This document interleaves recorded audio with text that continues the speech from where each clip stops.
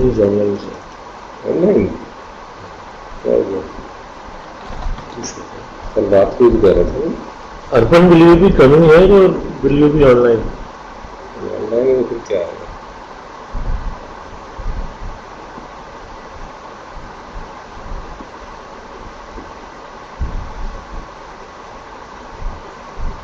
कभी कह रहा था कि decide about the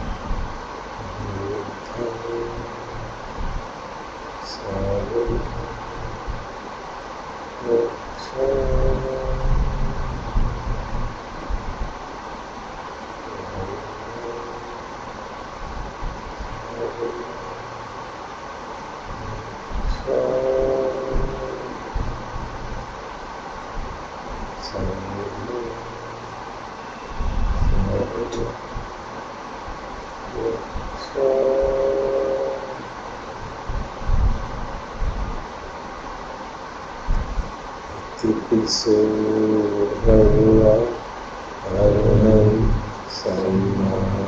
Sambuddho Vidyacharana Sampanno Surato Kavido Anuttaro Purusham Sarathi Sattare Namasana Buddho Bhagavati Sakkado Bhagavata Dhammo Santitthiko Akaliko Ehipassiko Upaneiko Pacchatam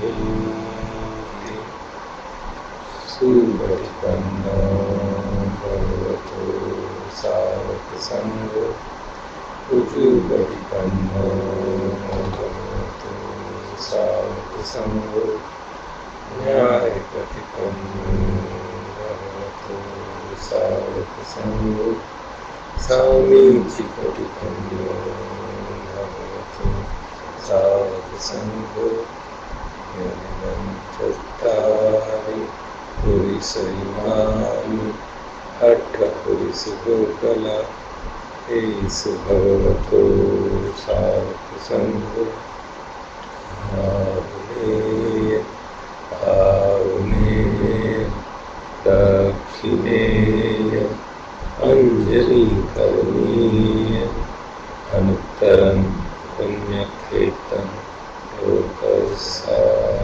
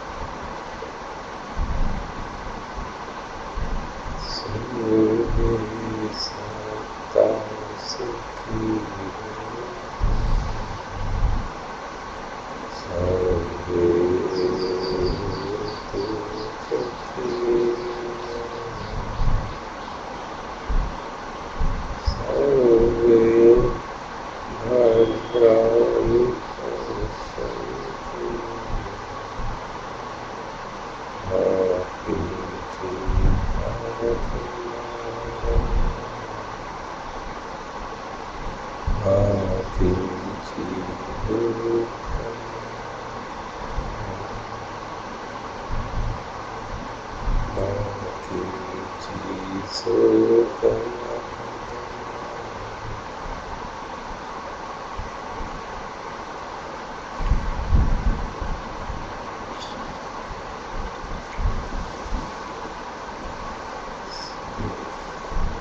this recitation, sublime attitudes recitation.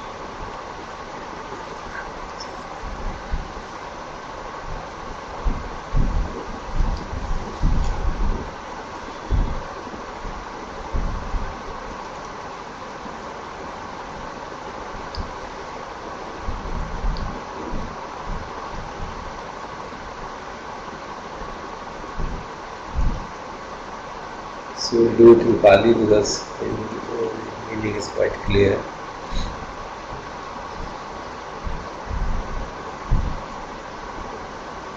So it talks about all the three,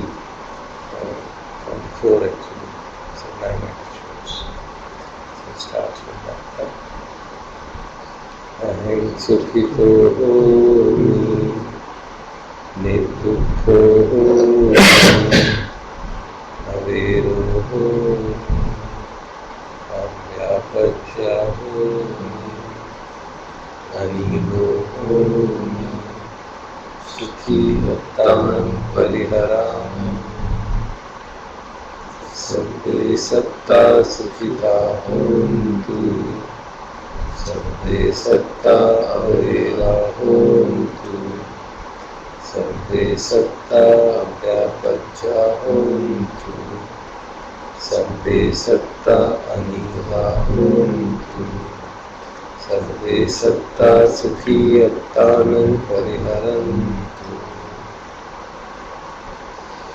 sabbe satta sabbe dukkha pamucchantu,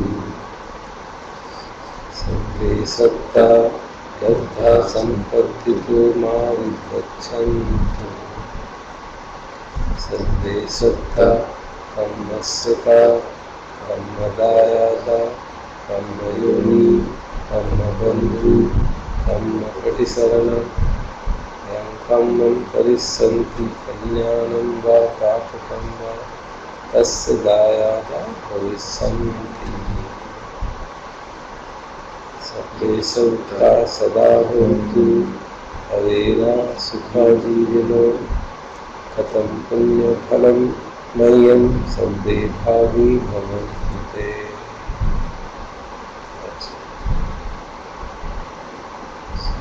Before Brahma Viharas.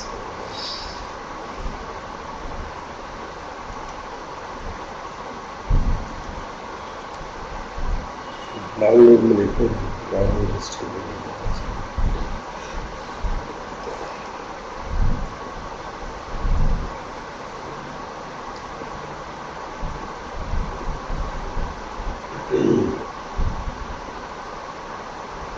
So we have Sutta Nipata.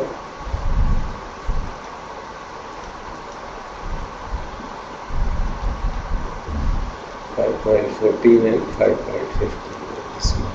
Both of them are just 4 questions each. So the history of that is, I think, we remember. They are all the disciples, 60 of them, so 15 we are going to study today. Next week it will be the last. The first is from Kosala Mahanava Puruša. So young Brahman Kosala is asking, यो अतीतम आविशति अनेजो छिन्न संशयो कारगुं सर्वधम्मानं अत्थिकम्हेन आगमम्। यो अतीतम आविशति, who sees the past, who shows the past, अनेजो, who is without desires, छिन्न संशयो, whose doubts have been, संशय सारे छिन्न हो गए, कारगुं सर्वधम्मानं, all dhammas, everything is fully accomplished. Athikamhen Aganam. So I have come to ask question to such a person who is trying to recall the qualities of the Buddha. So the question is, Vibhuta Rupa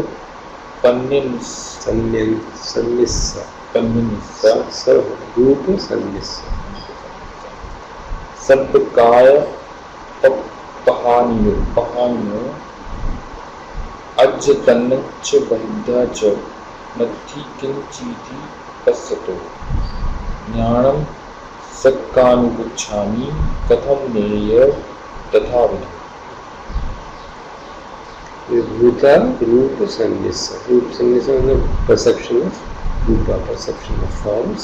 Without that was really destroyed. So it's talking about the person who is meditating to that extent, who is free from the perception of forms.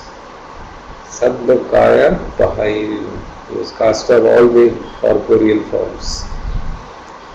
Ajjatancha bahidyancha, andar or baha, inside and outside. Nathi kinchit passato. He sees there is nothing substantial in that. So this is that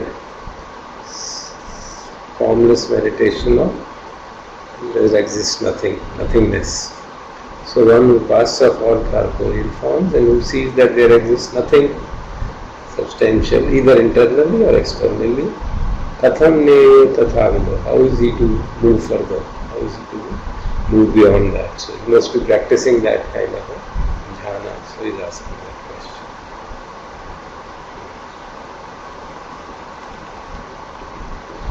Vijnana tachityo sabba abhijanam tathagato titta antame janati vimuttam tappa rayanam. So is in the response, the Lord is telling him that the person who is become a Tathagata, he knows all the stages in which a person is set. So Vijnana Tatchitya Saddha. So all the kinds of stages of knowledge, jnana, mind, stages of mind. Abhijnanam Tathagata. Tathagata knows all of them. Tithantam enam janati. So where understand, he knows. Vimuttam tat parayanam. So one who is set on the path of liberation, to what stage a person has reached, Tathagata knows. So I can tell you about this. Kinchicha sambhavam dhyatva nandi sanyojanam iti evam etam paripayyaya tato tattvam pasati etam jnanam tatam tasya ravanasya usimato. Kinchan sanya sambhavam jnatva nandi samyojanam iti. So when he realizes that this nothingness, the meditation on nothingness, Nandi Sanyojanam, that if you delight in that, that becomes a fetter.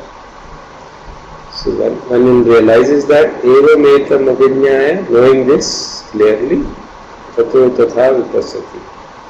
Evam jnanam tatha tassa brahmanasya usimata. So when he knows this surely, then he sees clearly. When he knows that this also is a fetter, then he sees clearly. Tato tatha vipassati. This is the edam jnanam tatham nattassa. It is the knowledge of a perfectly accomplished person. Then he is free, then he has nothing more to do. So all that is pointing out to him that जो आप nothingness की meditation कर रहे हैं, formless meditation, you should know that delighting in that is a fetter. Just be aware of its impermanence. And then you are seeing clearly. Then your vision is clear, and then once the vision is clear, you have a sammadhitti, so you are free. So that is the brief answer of this question. Then we have the next Mogaraja Manavapucha. Young Brahman by the name Mogaraja is asking the question. So it's saying, Dvaham Sattam Apuchissam Name Bhayakasi Chakhuma Yavat Tatiyancha Devisi व्याकरोन्ति मे सुतम। तो दो बार पूछ सकता हूँ, द्वाहम means twice, द्वायम सत्यम और पच्चीस। Twice I have asked the great rishi, न मे व्याकाशी चक्षुमा, so the one who sees does not explain to me. यावत् ततीयं च देवेसी व्याकरोति मे सुतम। मैंने सुना है, heard that if the great rishi is asked 3 times, then he will definitely explain. So therefore he is saying, asking him 3rd time. अयम लोको परो लोको ब्रह्मलोको ब्रह्मलोको ब्रह्मलोको सदैवतो किं ते नभि जानाति गौतमस्य यशस्वी Gautam, famous Gautam. I want to know what are his views, Ditthim ne बारे में, किस बारे में? I am Loko, about this world, there is this world, there is the other world, there is the Brahmaloka, there is Devaloka. I don't know what is the view of the famous Gautama about these various lokas. So this is his question. एवं अभिकंत दशाविन अति पन्हेन अगमम कथम लोकम अवेखंतम मच्चु राजा न पसती। मृत्यु का राज उन लोगों में नहीं देखेगा कि कुछ और करना है। एवं अभिकंत दशाविन, so the person, because you are seeing things very clearly, because you have excellent insight. Athi panhena agama, I have come to ask you this question. Katham lokam avekhantam, by seeing upon which world does Machu Rajana Pashyati, that the king of death does not see him. Where is that? Which is that loka where one will be outside the sight of the Yamaraja, king of death? नहीं आएगा। सुनियतु लोकम अभिकसु भोगराज सदा सको काम इत्थम उच्चत एवं नच तरुस्या एवं लोकम अभिकंतम मच्चु राजा न पश्यति। So evam lokam avekhantam, who sees the world like this, like what? Sunyato lokam avekhasu, sees the world as substanceless. कुछ नहीं है इसमें. No, it is double meaning, substanceless in the literal sense and also in the figurative sense. We take it to be real. O Moharaja, sada sato, be mindful of this. Then, attanuditthim uhancha, जो attan view है, the wrong view of self, उसको खत्म करो. उहांच means destroy that. Having destroyed the self view, एवं मच्युतरोसिया, इस तरह से आदमी मृत्यु के पार हो जाता है. So then goes beyond the death. Evam lokam avekhantam machchu raja na pasyati. So if you see the world in this manner, the king of death does not see you. So that's the one verse to contain all of the teaching. अभी वो start क्या हो रहा है कि both the ways substanceless, figuratively as well. एक तो literally कि उसमें एसेंस नहीं है कुछ, दूसरा फिगरेटिवली मतलब हमको ये सब सत्य लगता है ना. We see this world as something delightful and enchanting. So हमको लगे कि यार कुछ नहीं रखा इसमें, कहते हैं संसार में कुछ रखा नहीं है literally. So it is both literally true as well as figuratively true.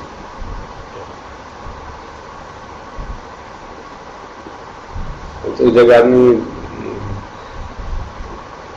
Depressed होता है तब कहता है संसार में कुछ नहीं रखा. I don't really mean it. So he's saying it is literally true. Feeling भी धीरे धीरे ही आता है ना एकदम.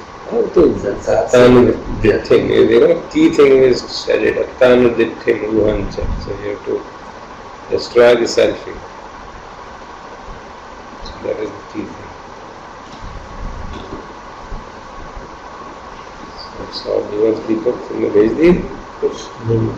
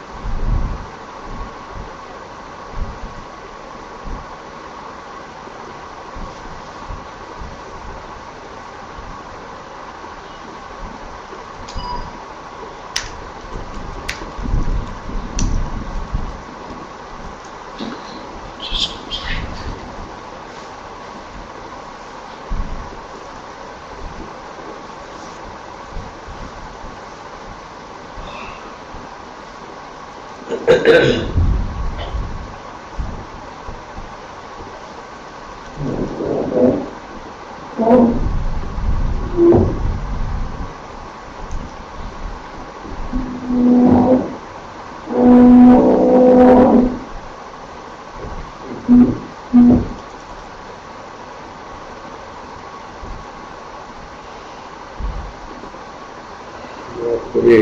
down.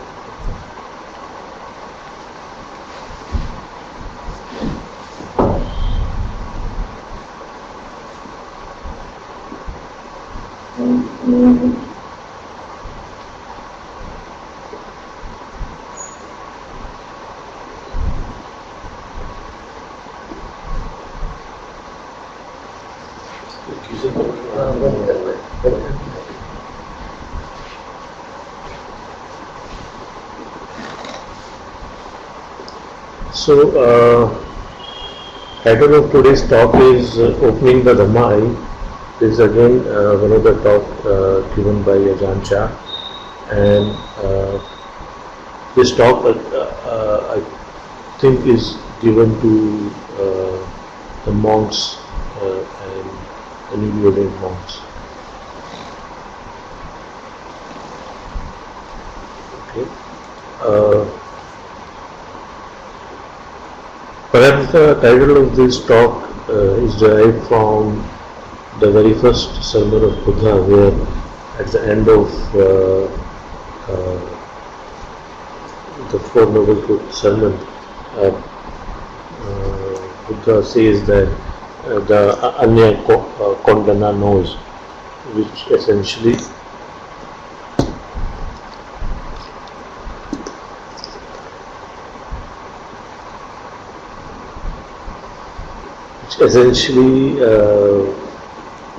Buddha says he is the one, the eye of Dhamma has come in Kondanya. There is a reference to that incident in this sutta also. And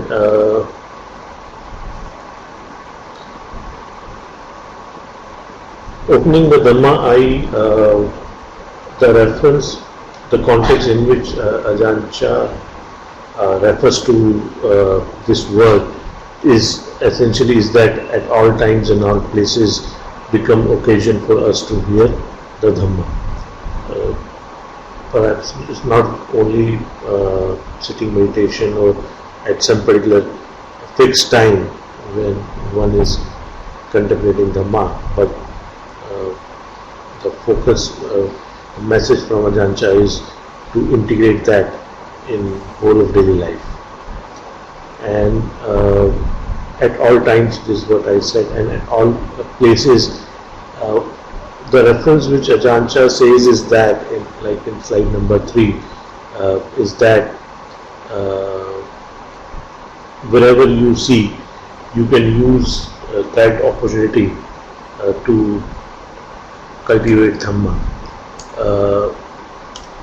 One of the message which I understood and from Ajahn Chah is that when you see things with Dhamma, then in ordinary things also you will be able to appreciate the arising of, you will appreciate the all the things about Dhamma, which is impermanence and non-self. So he starts with this in the slide number 3. He starts with this example of learning from the tree. He says that a tree follows its own nature. Because it starts from a small seed and becomes the whole tree, and then there are birds. Birds come and flowers and fruits appear. But all we see in a tree is possibly its only physical form and its fruits or flowers. We are not able to see this whole process which is happened in the tree, that it's following its own nature. And just add one line.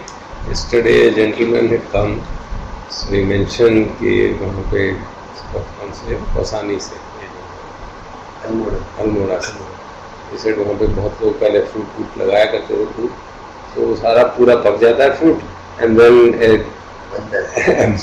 a very whole platoon of monkeys will come and destroy it all. So that is the item in government.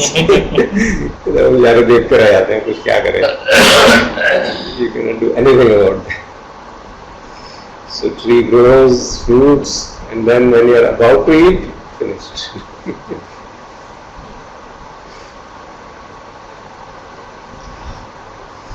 So this is what we can experience in our life.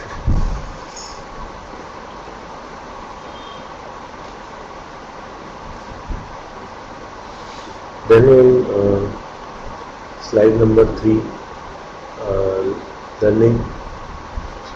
slide number 4, learning Dhamma from food. Again, when we eat food, we just merely eat without investigation, and the fruit has its own taste, sweet, sour or salty, and that's the nature of the food. So that's the contemplation we can have with the food. And the next is slide number 5 is learning Dhamma from the leaves. And again, we can see this whole experience of new leaves coming and sprouting, and they becoming full lush green, and then the time comes the leaf grow old, wither and die away, and they fall, and we just trample over the dry leaves without investigating this whole experience. And coming to slide number 6, that's where ultimately Ajahn points us that the birth of the tree and our birth are no different. We essentially follow that same cycle of starting from something very small when we are a child, then becoming mature, and then eventually coming to the old age. And that's where it says that every part of the body changes and flows according to its nature. It's no different from that tree. Hair, nails, teeth and skin all change. And essentially in many talks we'll see that these 4 words, hair, nail, teeth and skin, comes again and again. Perhaps in one of the talk Ajahn mentioned that it's part of the ordination ceremony also, and a very useful tool to contemplate with, because many times with hair, nails and teeth we associate beauty along with the skin.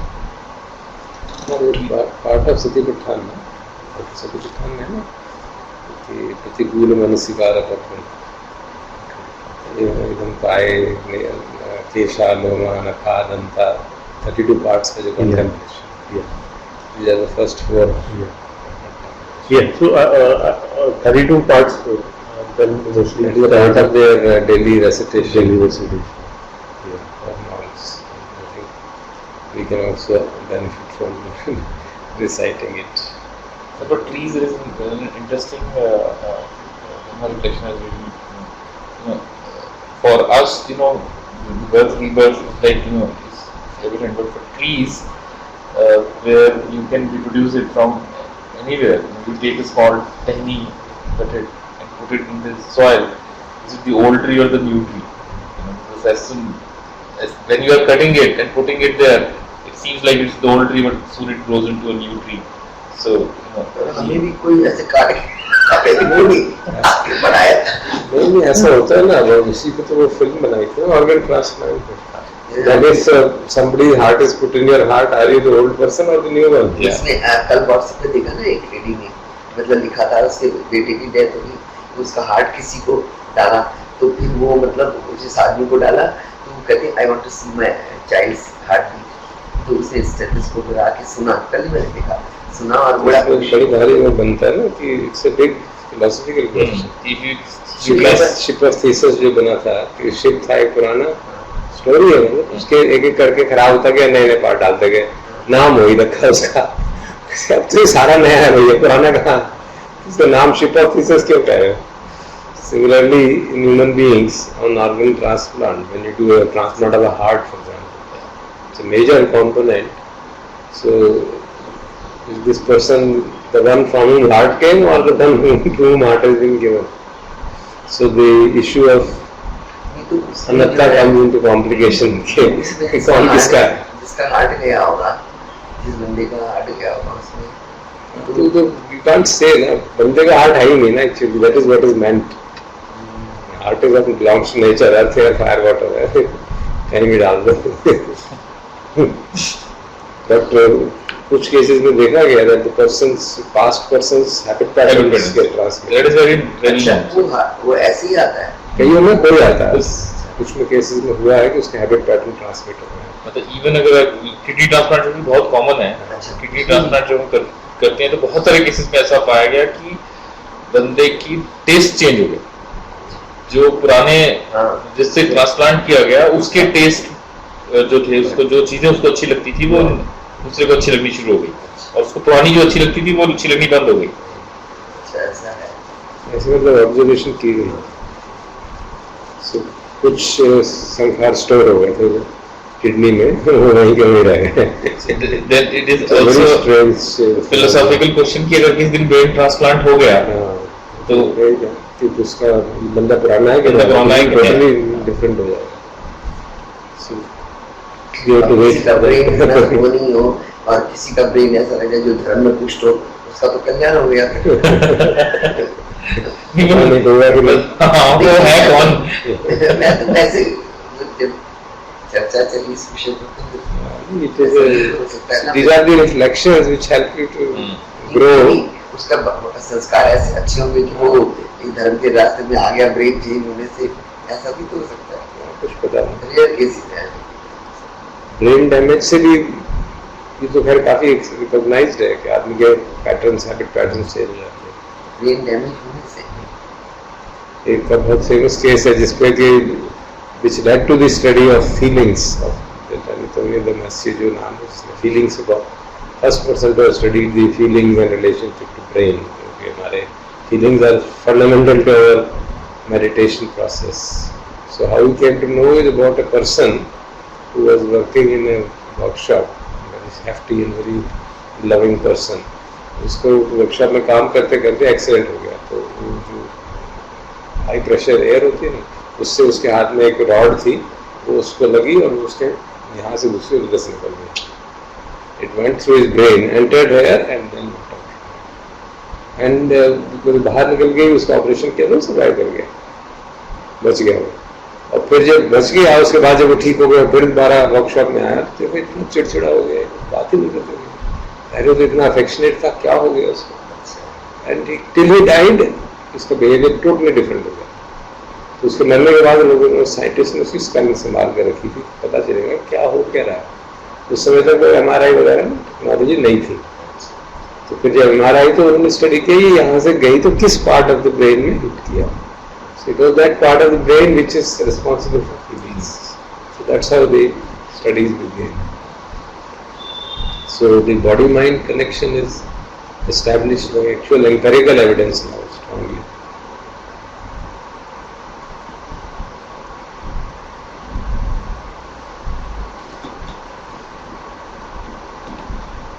Slide number 7 is actually different, so we'll just move to slide number 8. And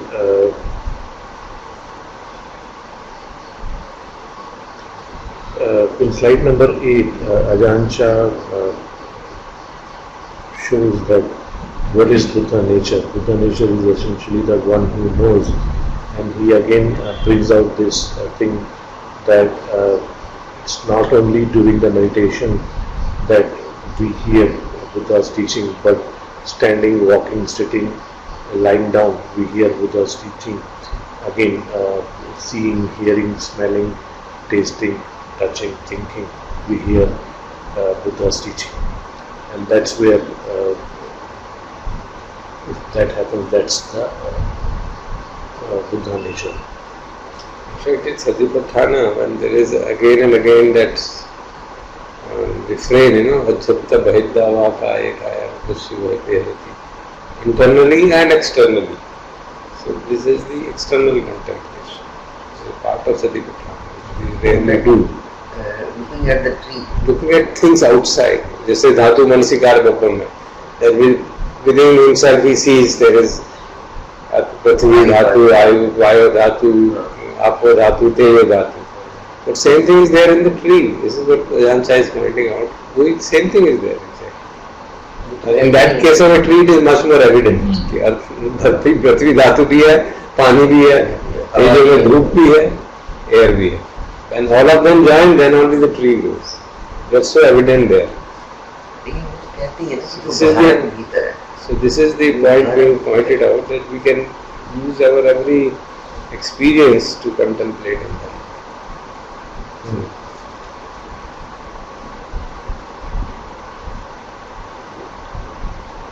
Again, in slide number 9, Ajahn Chah says that if we don't know Dhamma, then whatever we experience, if we experience disappointment or if we experience joy, we get hold of it. We essentially become lost in our moods and identify with whatever is arising in our mental objects, whatever mental objects are arising in our mind.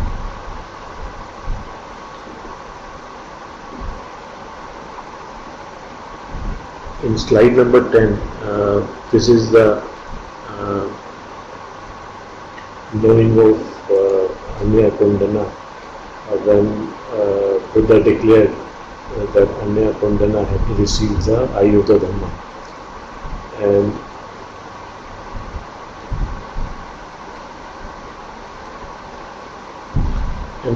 what is this Ayuddha Dhamma which Anya Kondana knows after the Salvation of Four Noble Truths? And that essentially is that he simply saw that whatever is born that must change and grow old and must die as the nature of the thing. And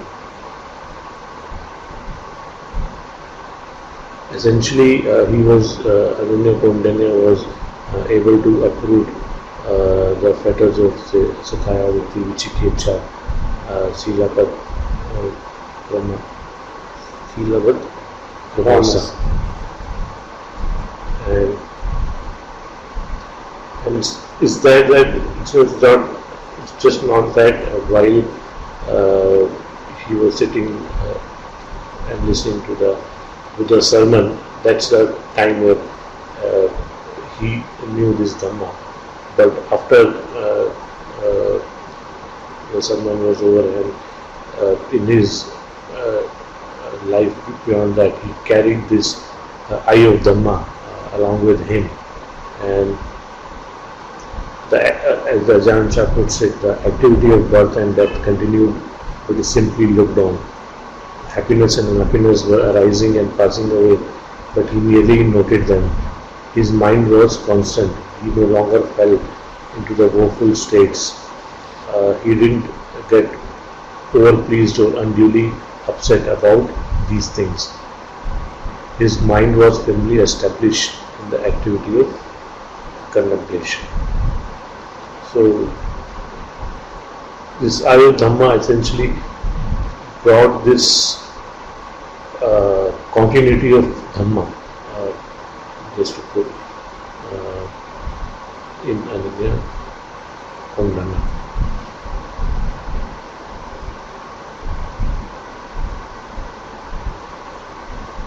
And again, Ajahn Chah explains it further. What is this Ayuddha Dhamma? It's just one who clearly knows. And just to read again from Ajahn Chah. This eye sees that whatever is born has aging and death as a natural result. Whosoever is born means everything. Whether material or immaterial, it all comes under this whatever is born. It refers to all of the nature, like the body, for instance. It's born and then proceeds to extinction. When it's small, it dies from smallness to youth. After a while, it dies from youth and becomes middle-aged. Then it goes on to die from middle age to reach old age, and finally reaching the end. Trees, mountains, wine, all have this characteristic. So, eye of Dhamma is essentially which is able to recognize this unhindered in whole of life, in all of the experiences which one is experiencing. And in slide number 12, Ajahn Chah brings out this message that just not that when one becomes, when the eye of Dhamma has arisen, or one who has become enlightened, this is that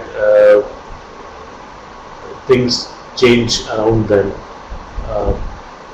The outer world remains same in the sense that same things are happening in the outer world. It's just that our way of seeing the things change. Earlier we were seeing with this eye of craving, but now when we see the same thing, we are able to see that thing with the wisdom. Just to again read, when there is wrong knowledge, there is this wrong view, wrong intention, wrong action, wrong livelihood, everything is wrong. And on the other hand, the path of right practice is born in the same place where when there is right, then the wrong disappears. So it's just that our way of seeing the things changes with the wisdom. Whatever is there outside remains the same. And in slide number 13, Ajahn Chah brings out this important message that it's not the body which becomes enlightened, but it's the mind. And before Buddha achieved his enlightenment, he practiced various austerities where he starved his body, and that was the practice more like trying to enlighten the body. But when the Buddha came to this realization that this is not the path, and then the Buddha followed the middle way. The middle way essentially is the middle way in your mind, where way of your attitude. Just to again read from the presentation. The Buddha practiced enduring many hardships and torturing himself with fasting and so on. But he investigated deeply into his mind until finally he uprooted ignorance. All the Buddhas were enlightened in their mind because the body knows nothing. You can let it eat or not, it doesn't matter, it can die at any time. The Buddhas all practiced with the mind. They were enlightened in the mind. And just to mention, the very first verse of Dhammapada also states this, that I don't remember. Mind is the forerunner. Mind is the Vangama, first, it comes before anything, the mind comes.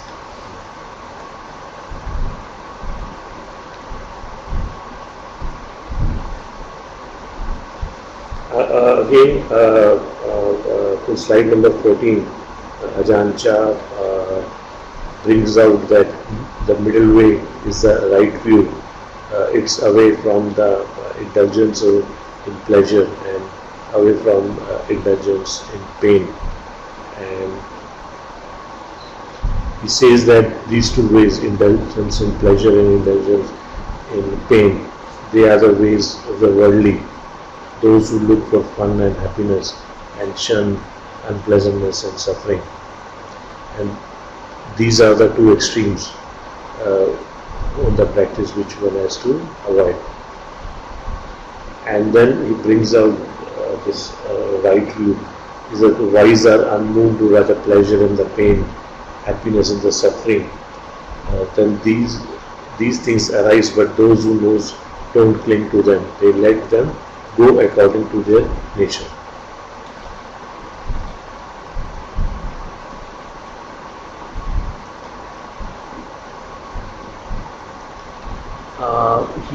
In slide number 15, Ajahn Chah brings out this simile that is that the defilements may be right there, but enlightenment, the one who are enlightened, they just not get caught in those defilements. And uses this simile of lotus leaf and the water. The lotus is in the water, but the leaves don't get damp with the water, and then he creates the water with the defilements, and the lotus leaf is the enlightened mind. इसमें enlightened ones are far from defilement, but they run away from anywhere and do not run away.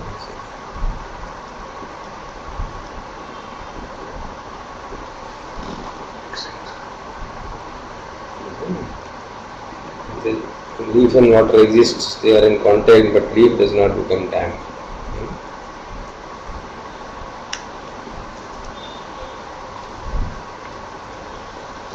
So I'll just read from the original talk.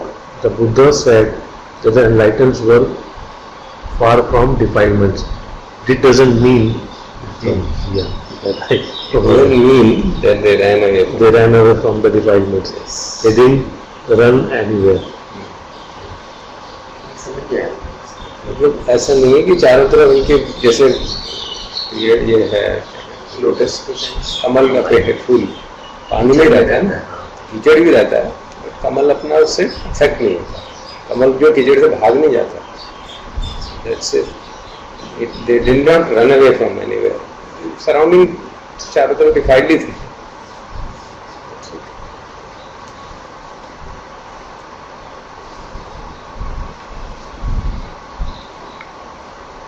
तो sentence छूट गया ना, तो समझ में उल्टा होगा.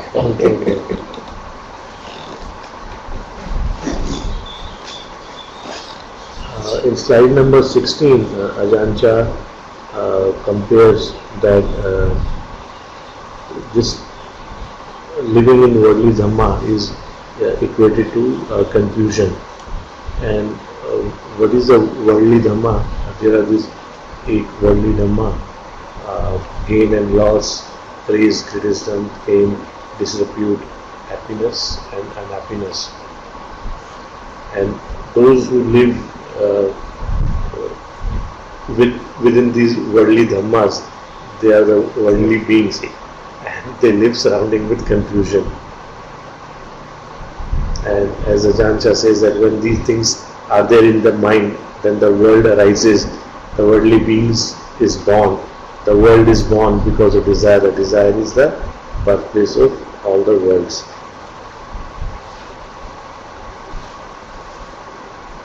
And in many talks, Ajahn Chah gives this reference to these 8 worldly dhammas. And in slide number 17, also Ajahn Chah tries to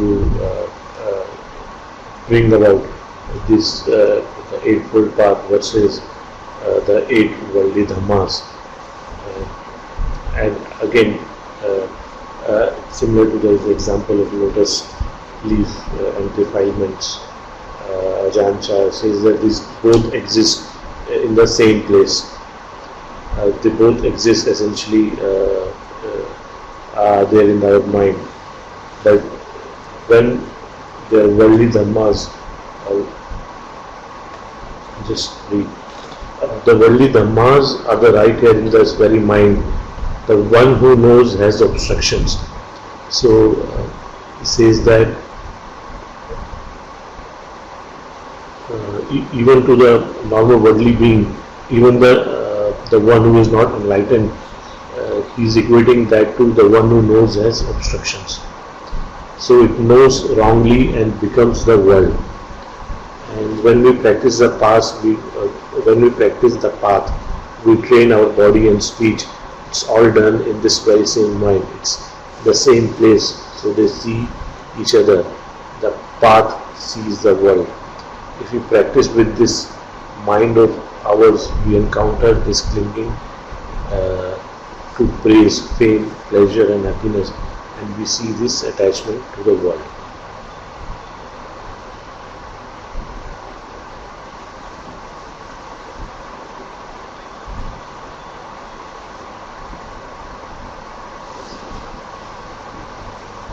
Again, in slide number 18, Jancha says that Buddha exhorted his disciples to practice with mind. And as he says that the world is born in the mind, and 8 worldly dhammas are there. And again, with respect to the Eightfold Path, the Jancha is saying that the Eightfold Path, there is investigation through calm and insight meditation, our diligent effort and the wisdom, and we develop all these things, loosen the grip of the world. Attachment, aversion, the delusion become lighter and lighter, and we know things as such. If we experience pain, material gain, praise, happiness, suffering, we are aware of it. That's the practice of the mind, which Jancha says to become aware.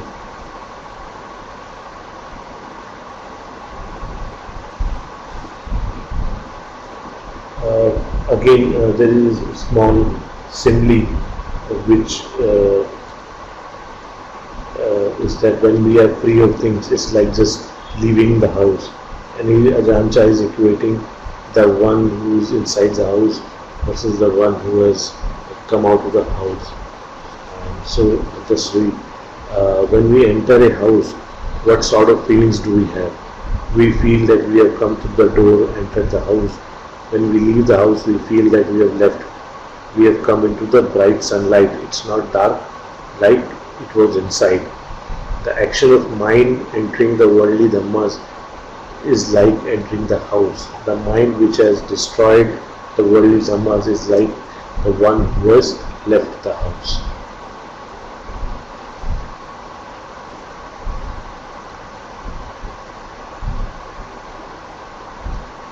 In slide number 20,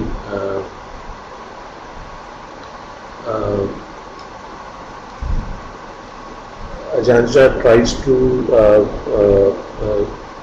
equate again the Eightfold Path and sometimes the clinging and the grasping which we can have with so he equates this vipassana and vipassana. That's the term Jancha uses. So I'll just read.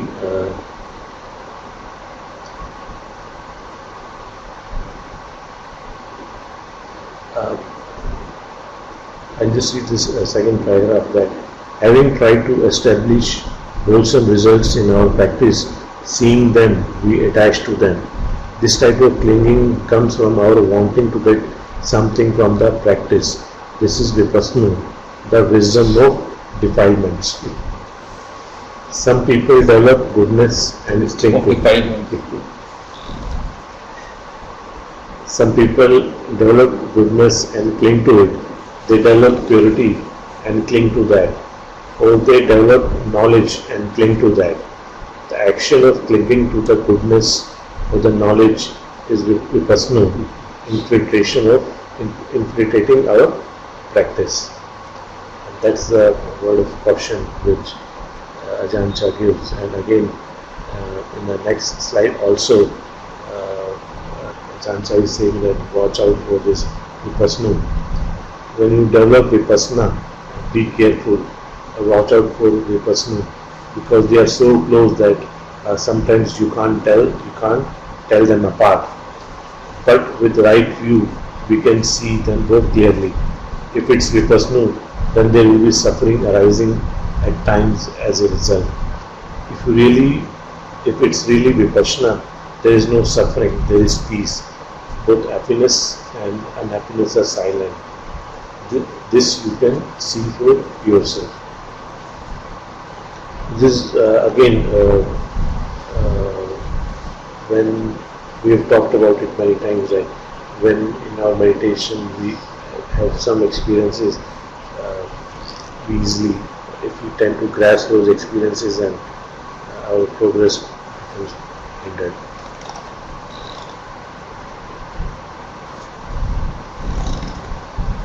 Sudhakar says this definition of vipassana. So just coming back to previous slide.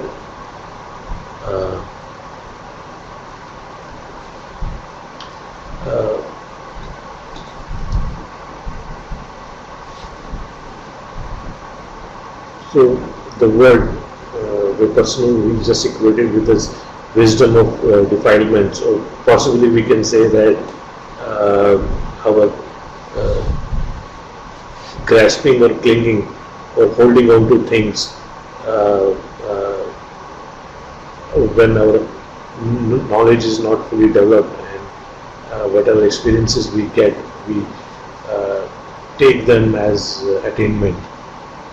And I think when we just read today's chapter on Sutta, I think the question came there also, that not holding on to what was that? Just open the. Question is basically grasping the results of meditation. Yeah. Grasping the purity you get by meditation, grasping the wisdom you get by meditation, taking it personally. The moment you take these things personally, then you get into that Raja's problem.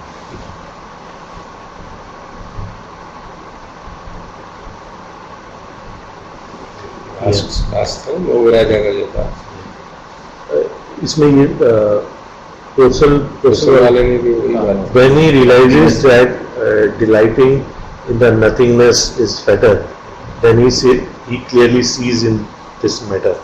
This is the knowledge of perfect accomplished Brahman. So vipassana is delighting in the nothingness of achievements of Delighting in your achievements. yeah, good. वहाँ पे जो Whatever we nothingness- perceive as good. Basically, we tend to take them personally. I have got so much shield मेरा इतना पुष्ट है,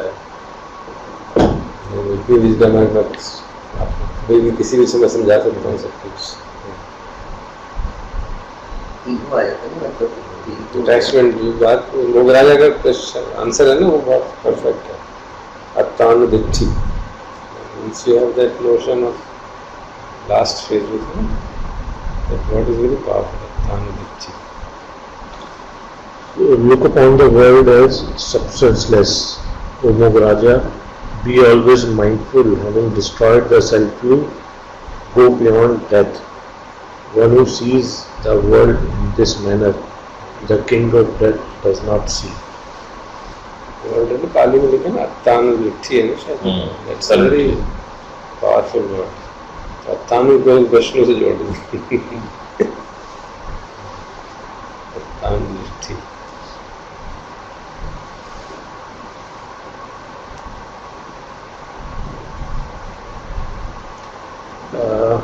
Slide number 22 again brings out, Ajancha brings out this message that Buddha's teaching is contrary to our heart.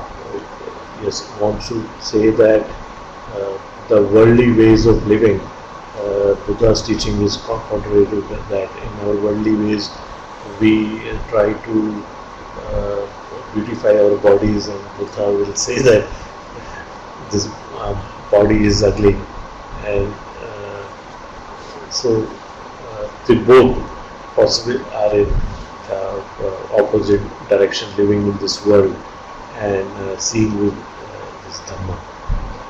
So just to read from the passage, people want to indulge in greed and hatred, but the Buddha won't let them. They want to be deluded, but the Buddha destroys delusion. So the mind of Buddha is contrary to that of worldly beings. The world calls the body beautiful. He says it's not beautiful. They say the body belongs to us. He says not. So they say it's substantial. He says it's not. Right view is above the world. Worldly beings merely follow the flow of the stream.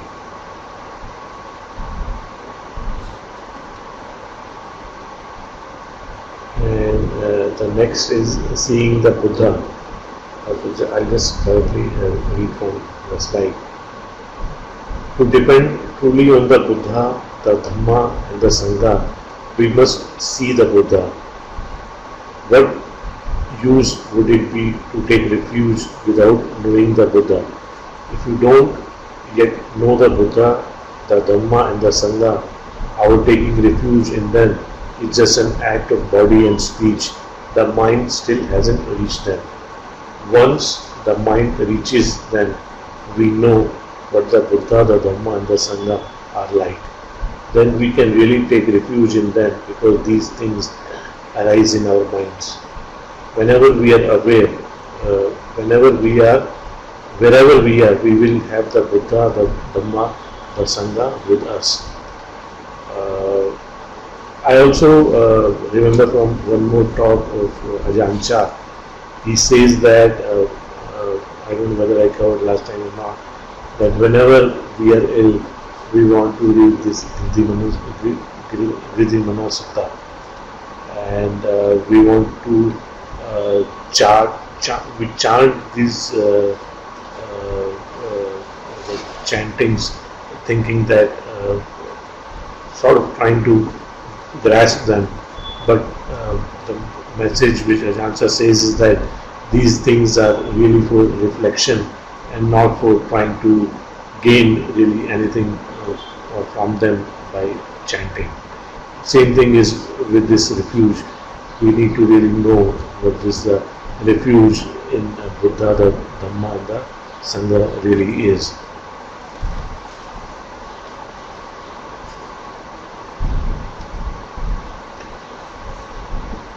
And again, Ajahn Chah brings out this message of our clinging to this 5 khandhas.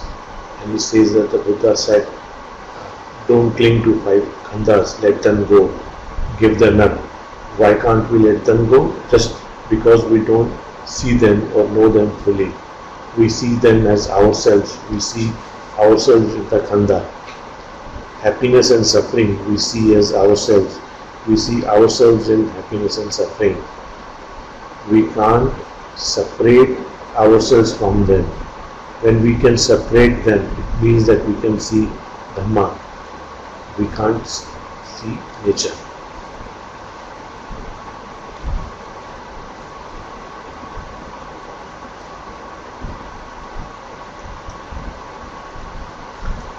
And there is 3 Pali words: Tesam, Upasammo, Sukho. Pacifying the sankharas is a real happiness. And what does it mean by pacifying? Pacifying is we simply remove our clinging and see them as they really are. And the message which again Ajahn Chah says is that when we are able to really see them as they are, then that will give us the real peace or happiness.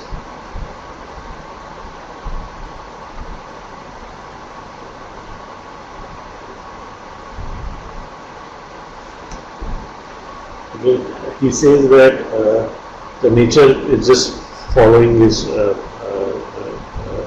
truth. They live according to the natural ways of birth and death. But it's just that we as a people don't see that and get attached to the things. And just to be trees, mountains, vines all live according to their own truth. They are born and die following their nature. It's just we people we people who aren't true. We see it and make fuss over it, but the nature is impassive. It as it is. We laugh, we cry, we kill, but nature remains in truth. It is truth. No matter how happy or sad we are, this body just follows its own nature. It's born, it grows up and ages, changing and getting older all the time. It follows nature in this way. Whoever takes the body to be himself and carries it around with him will suffer.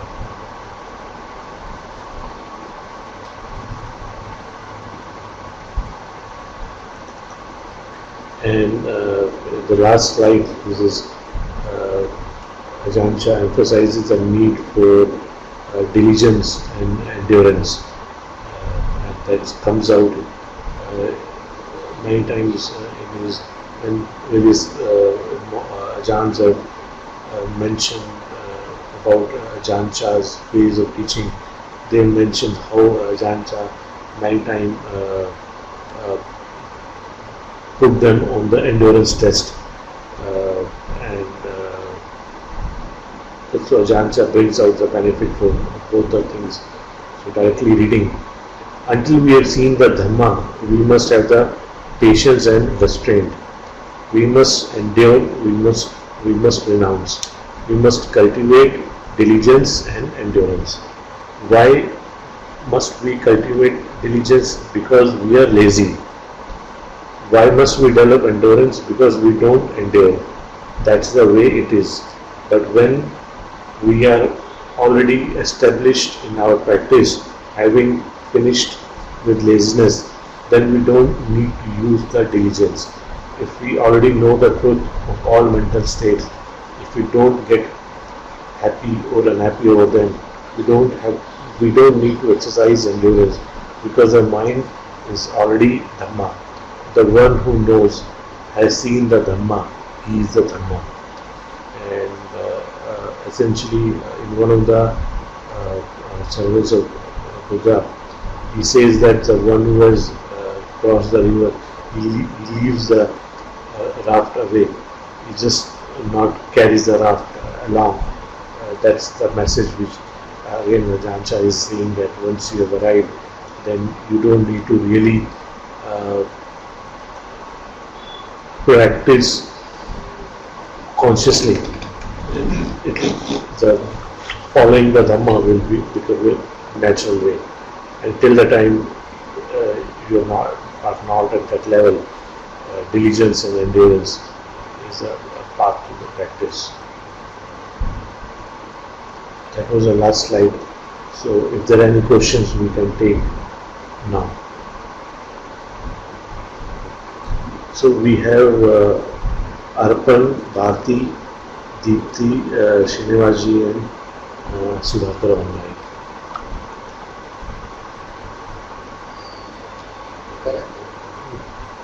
Just finish. Last.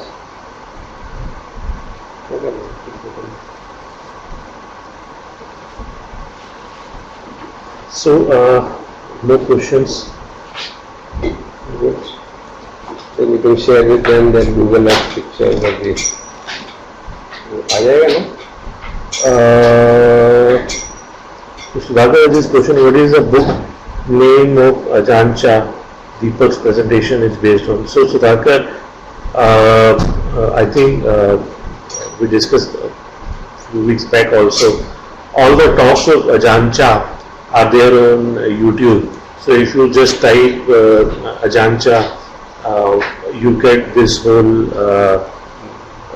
playlist of all the talks. There are around 60 talks, and all the printed talks, the title of the talks in the YouTube are the same as all the printed talks.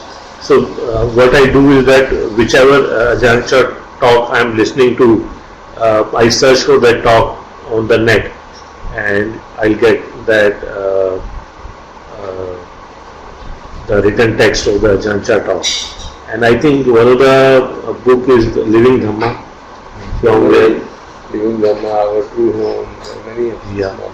so I think there is this website of Ajanta,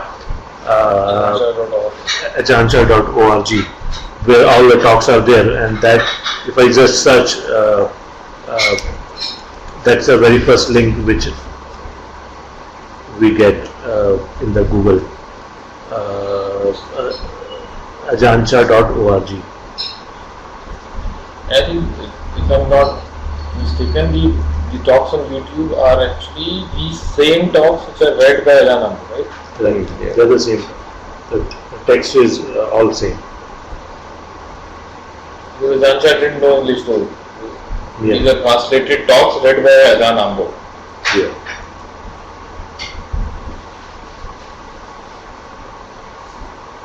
Okay.